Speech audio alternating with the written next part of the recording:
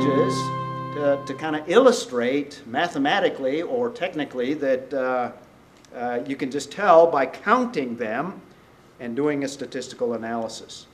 And in the Old Testament, for historical narrative, you have a percentage of 0.52 preterists for historical narrative material outside of Genesis 1.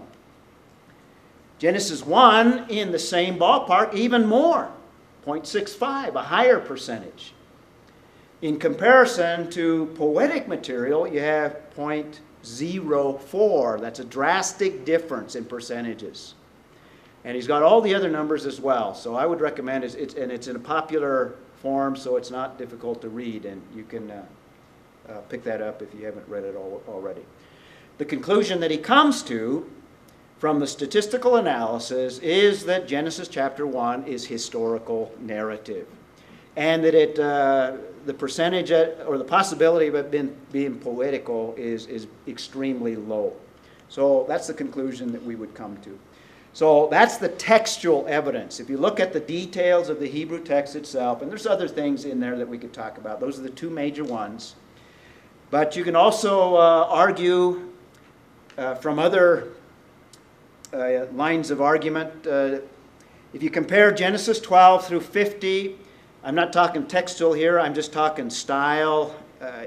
There's not a great difference between, other than the material that is treated, not a much difference from Genesis 1 through 11, which includes Genesis 1, and Genesis 12 through 50. The only change is a difference in emphasis and material. But in terms of style, and most scholars do not deny that chapters 12 through 50 would be historical narrative. And if there's not much difference between chapters 1 through 11 and chapters 12 through 50, then probably 1 through 11 is also historical narrative. Also, some archaeological finds support some of the events in these early chapters of Genesis. Now, we don't have any archaeology in chapter 1, but chapter 1 is part of that larger group of 1 through 11. And the New Testament, if you look at the New Testament, Jesus, the apostles, other writers refer to Adam and Eve as real historical individuals. And there's a lot of passages in the New Testament, a surprising number, actually, of references to chapter 1 and chapter 2 and even chapter 3 and many others dealing with the first 11 chapters. Every time the writers of the New Testament refer to the first 11 chapters, and particularly Genesis 1, there's no hint that any of them viewed them as mythical or non-historical individuals. And just the idea of inspiration and inerrancy argues for this, and a literal approach to the passage. So there's lots of evidence that supports that idea. So back to the outline, and by the way, this outline is on the back of your outline sheet there, as well as a listing of the evidences that I gave on that last slide. So beginning in verse 6, we have the revelation. And then just as we had in day 1, we have God's articulation or the content of that revelation. And the content, let there be an expanse in the midst of the waters, and let it separate the waters from the waters. Well, the first part of that phrase is the articulation. That brings us to some other implications. We begin immediately a priority. In fact, we've already seen this. I just didn't mention it. Even in verse 2, before God creates, and the earth was formless and void. And then now we're talking about God beginning to create, and everything is written from the perspective of earth. Now, I'm going to talk a little bit about Russ Humphreys' theory later on here, but one of the points that he makes in his theory, and I think you can see it from the text itself, is that everything in Genesis 1 is written from the perspective of earth.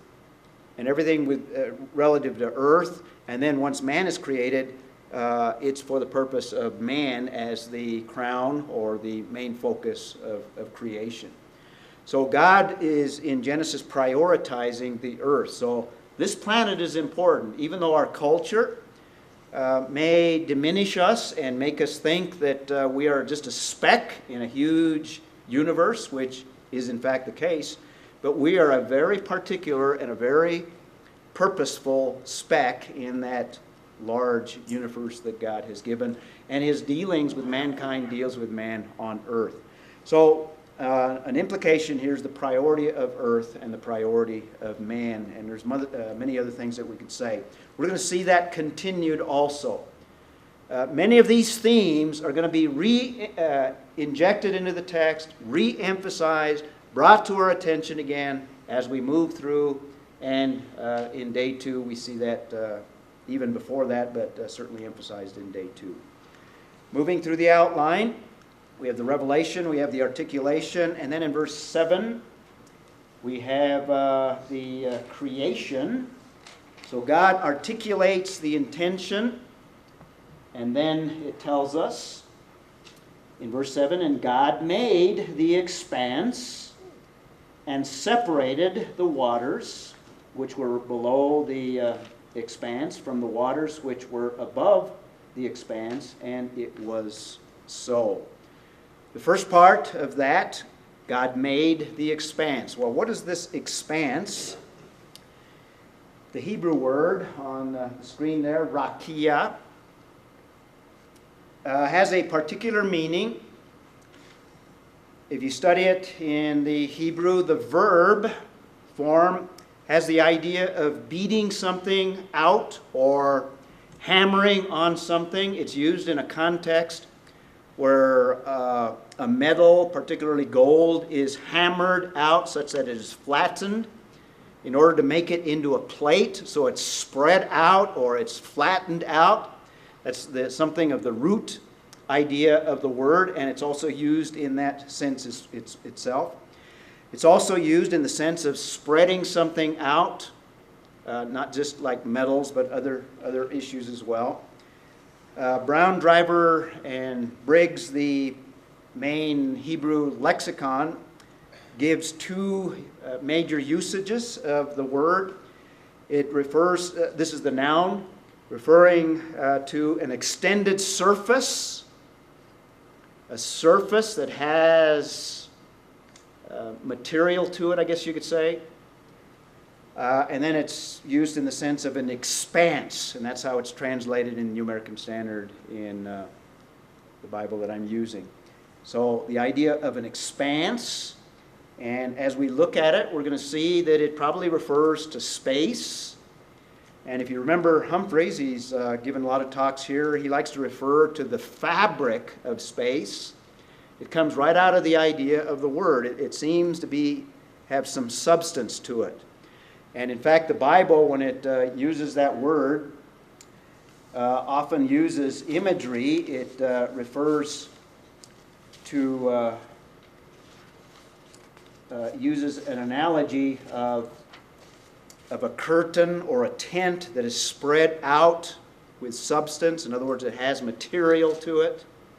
So that's the idea of the word expanse. And Russ Humphreys uses that idea to support some of the ideas that he has in terms of how God stretched out the universe in relationship to the issue of time. And we'll talk a little bit more about that later. So this idea of stretching or spreading out the universe takes place on day 2. I'll try to describe what God may be doing physically towards the end here. We'll work our way through the passage and develop some of these implications. But there's other passages that has this idea of the spreading out of the expanse. Actually, Russ lists 17 of them with 4 different Hebrew words. Let me just give you a sampling of some others. In Job 9:8, so it's not something that is isolated. And actually, the idea is in various contexts and in various places. There's a passage in Job, there's some in Psalm, there's some in Isaiah, there's Jeremiah, Zechariah, Ezekiel, 2 Samuel. So a variety of contexts, and the point that Russ likes to make is this must be a significant thing. It's not poetical. It's something that is real, a real stretching out of the cosmos. So it appears that when God created the earth, all of the molecules of the universe were condensed, as Russ's idea or theory, into a small ball, small relatively speaking, because he gives it a diameter of two light years. Not too small from our perspective, but in terms of the total universe, relatively small. Well, Job says, Job 9:8, referring to God, who alone stretches out the heavens and tramples down the waves of the sea. Or Psalm 114:2, covering thyself with light as with a cloak, stretching out heaven like a tent curtain. There's one of the usages with the analogy there. Or Isaiah 40:22, it is he who sits above the circle of the earth, and its inhabitants are like grasshoppers. And then referring to he, or God, he stretches out the heavens like a curtain. There's the other analogy. And spreads them out like a tent to dwell in. And then there's other verses as well. So God stretches out the heavens.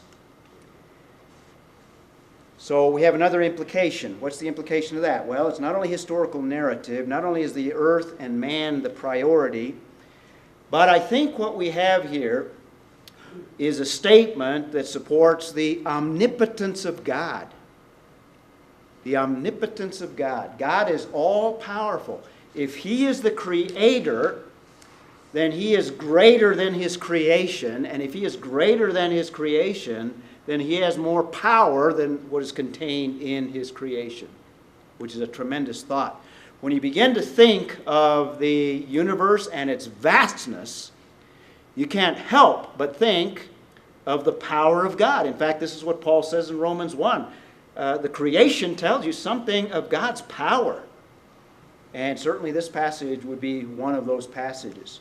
So we have a lot of statements. Jeremiah says, and he's tying it to creation here in chapter 10, verse 12, it is He who made the earth by His power.